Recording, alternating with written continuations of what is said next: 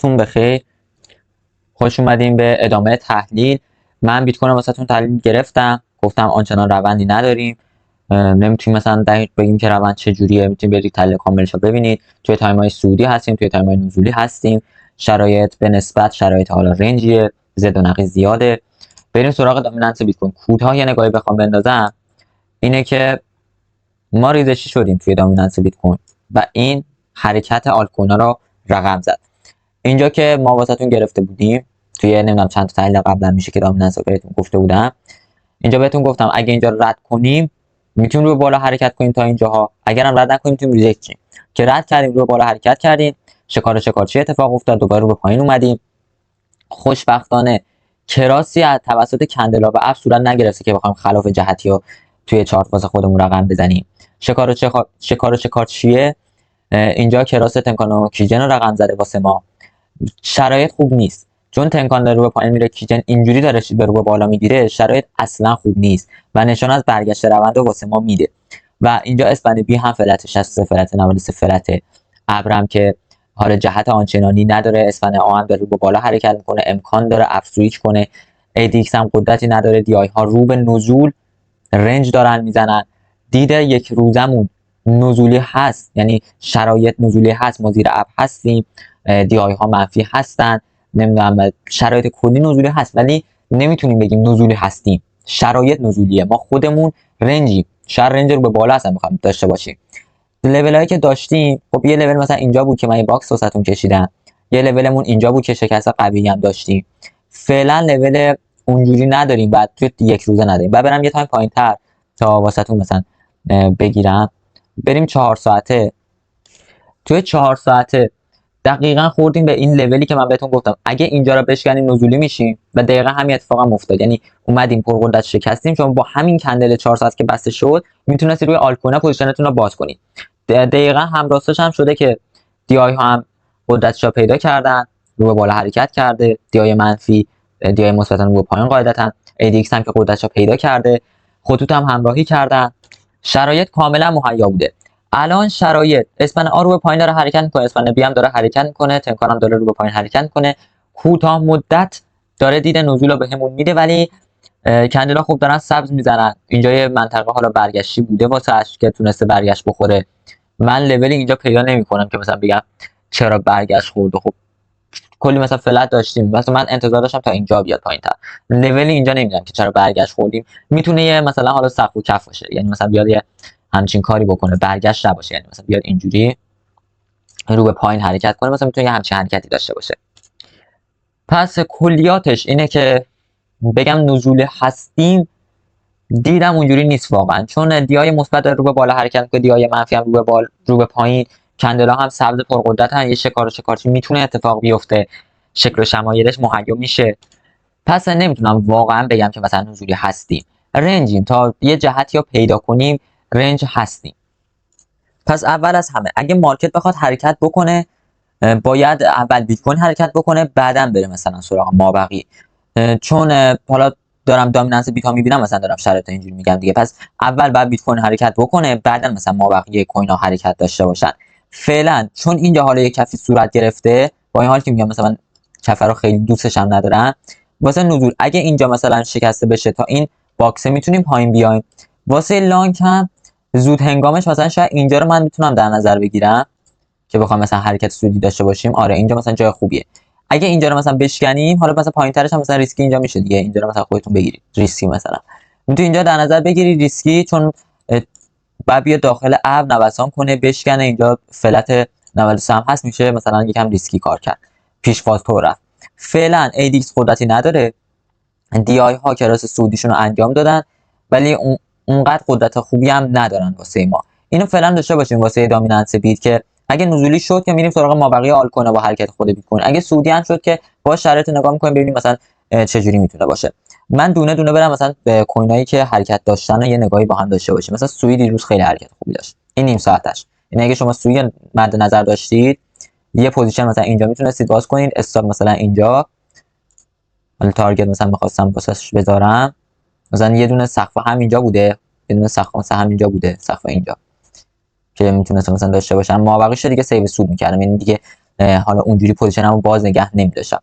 یه دونه مثلا سوی بوده، یه دونه مثلا انا یو اس تی، یه دونه انا مثلا بوده که فرصت خوبی داده. مثلا این انا اینجا که اومده شکسته دوباره رو به بالا مثلا رفته، بعد استاپ پای میذاشی دیگه، کندل نهنگی رد شده اگه دقت کنی. اینجا مثلا میتونستی یه پوزیشن باز کنی، باز تارگتات مثلا یکیش اینجا بوده یکیش اینجا بوده که دقیقاً هم خورده همینجا. یعنی زمانی که اونجوری حالا پیوت پوینت نداری، خود ایچیموکو خیلی تارگت خوب بهت میده. یعنی مثلا من توی یه نگاه الان فهمیدم مثلا تارگتی که می‌خواستم بزنم کجا بوده. من رو این دوتا باز مثلا نکردم کلا پوزیشن. یه دونه دیگه مثلا آدا رو بریم چک کنیم ببینیم آدا مثلا چه حرکتی داشته. آدا هم باز خوب بوده، یعنی تو دیروز باز میگم همه اینا رهنگی رد شدن. یعنی اگه دقت کنی کندلا همه بزرگ، اینجا رنج نو کندلی که شکسته شده آدا خیلی میتونه حالا خوب پوزیشن تا بدانه بکن. اینجا کندل دقیقاً بسته شده، شیبه رو داشتی، فاصله کاملا خوب بوده. شاید مثلا یکم اگه حساس بودی میگفتی آقا فاصله بین کندلا با اف زیاد بوده ولی ثبات روند داشتی، قدرت روند داشتی. ADXش واقعا خوب نبوده، نمیتونم بگم ADXش خوب بوده، اگه بگم خوب بوده دروغ گفتم. ولی اینجا که رو حالا شیبه رو با بالا گرفته دیگه، تو مثلا میتونستی ریسک تو انجام بدی. دی آی ها مثلا اوکی بودن که مثلا بگن ما حرکت سود داشتیم دیگه، مثلا یه استاپ کوچیک میذاشتی، مثلا استاپ هم آنچنان کوچیک هم نبوده دیگه، بالاخره 2% استاپ میذاشتی با ریسک وارد 5، یه تارگتی هم میگرفتی. حالا تارگت کجا بوده؟ یه لولش هم اینجا بوده، دوباره یه لول دیگه‌اش هم اینجا بوده که الان مثلا اومدی شکستش، یه لولش هم همینجا بوده. الان مثلا خود آدا دیگه فرصتی که نداره، شکارچیه رو رقم زده واسه خودش، داره به پایین حرکت میکنه، اونقدر روند نداریم. ادیکسش هم که خدا نداره، دید نزول هم داره مثلا بهمون میده دی آی ها. جهت بخوام مثلا بگم اینجا مثلا اگه بخوام در نظر بگیرم لانگش مثلا حرکتش از اینجا بشه، شورتش مثلا حرکتش از اینجا بشه، مثلا یکم مثلا بیاد یا بالاتر میتونید بیاریم مثلا اینجا مثلا. آره جا خوبی. این مثلا از خود آدا. دیگه مثلا ایکس ال هم مثلا برم یه نگاهی بندازم. این مثلا ایکس ال هم یه نگاهی بندازیم. ایکس ال هم خب فرصت خوبی نبوده، یعنی به نظر من ایکس ال که اصلا حرکت آنچنانی هم نداشته، فرصتی هم نداده. مثلا شما ایکس ال باز می‌کردید الان اگه هنوز نگه داشته بودید که سر به سر بودید. ایکس ال مثلا فرصت خوبی نداده. سول مثلا بخوایم بریم سولانا رو یه نگاهی بندازیم. من خودم سولانا باز نمی‌کنم. سولانا مثلا روندش دیروز نبوده. شما اگه می‌خواستید سولانا رو باز کنید مثلا بعد 2-3 روز پیش مثلا روندش رو پیدا می‌کردید، مثلا پوزیشن رو باز کرد. این سفر در نظر نمی‌گیریم چون مثلا خیلی گذشته بوده. اینجا با این شکست این کندله که الان مستمر میشه، با این شکست این کندله شما بعد مثلا پوزیشن رو باز می‌کردید. اینا همش ریسکی ها، چون واقعا بازار روند نداره. یعنی الان خود بیت کوین هم ببینید روند آنچنانی نداره، زیادونقی زیاده. یک ساعتش هم دارم مثلا فقط نگاه می‌کنم. اینجا مثلا تو میتونید پوزیشن رو باز کنی. حالا لول باز میگم یه لول همینجا بوده، می‌بینیدم چقدر بازی کردی، یه بار هم ریجکت شده.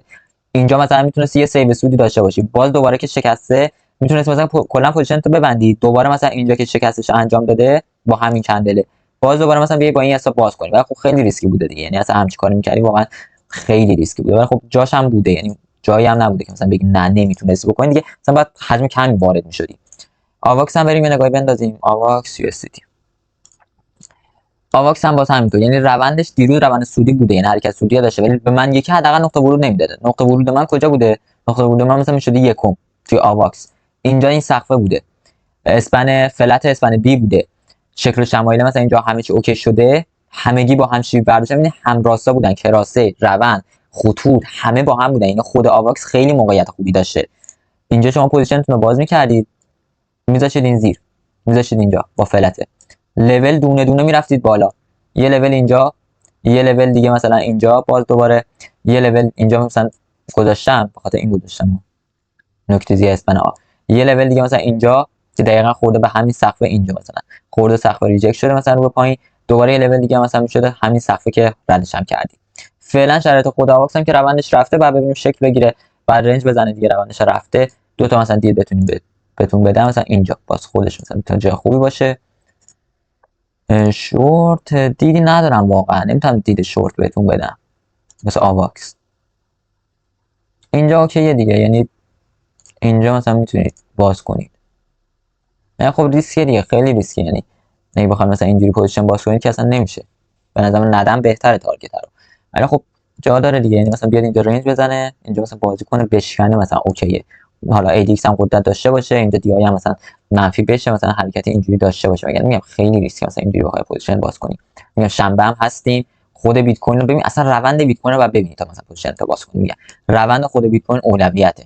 اگر رد کرد خود بیت کوین مثلا کیجنو کیجن شکست مثلا ردش کرد، اینجا رو که من میگم اینو که اصلا دقت نکن، تو تحلیلم هم گفتم اگه کیجن رو رد کرد یا مثلا این باکس رو رد کرد تو هم مثلا بیا نزولی بشو، ولی اگه نکرد که نمیتونه مثلا دیدی داشته باشه. اگه اینجا رنج زد که رنج زد، اگه اومد رو به بالا حرکت کرد دیگه تو مثلا میتونی پیشواز بری، مطمئن شم که اونجا هست.